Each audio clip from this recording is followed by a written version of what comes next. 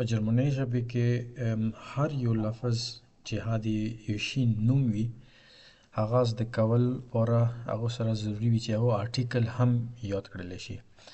آرټیکل معنی دا دی چې هغه لفظ مثال د خبرې چې لکه کتاب ته بوخ یایي، نو بوخ صرف بوخ یادول چې د هغه کافي نه دی، هغه سره د بوخ آرټیکل چې دی هغه هم یادول ضروري دي. آرټیکل چې دی هغه درې قسمه دي په جرمنۍ ژبې کې. مثال خبرې کوم الفاظ چې مذکر وي یعنی سړی تصور کیږي هغو ته ډیر آرټیکل استعمالیږي، او کوم چې مؤنث وي هغو ته ډي استعمالیږي، او کوم چې نه په مذکر کې ارسي نه په مؤنث کې ارسي هغو ته دس آرټیکل استعمالیږي.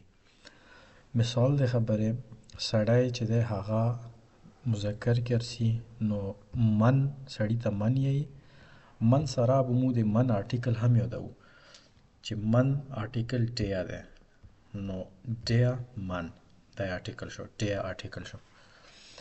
بیا ښځې ته فراو یایي، ویلې چې دا ښځه ده مؤنث کې ارسي نو ډي فراو، ډي آرټیکل شو.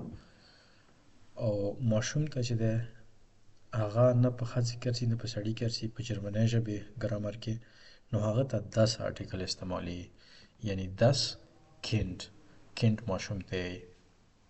همدغسې هر لفظ چې دی چې د یو شي نوم دی هغه سره په جرمنۍ ژبې کې هغه آرټیکل هم یادیږي. د دغه کار بیا دا ده چې وروسته چې کله A2 یا B1 لیول ژبې ته انسان رسیږي نو هغه کې دا آرټیکل چې دی په ګرامر کې به ډېر استعمالیږي، ګرامر کې دا نه به استفاده کیږي او دغه په بنیاد نه بیا ګرامر زده کیږي.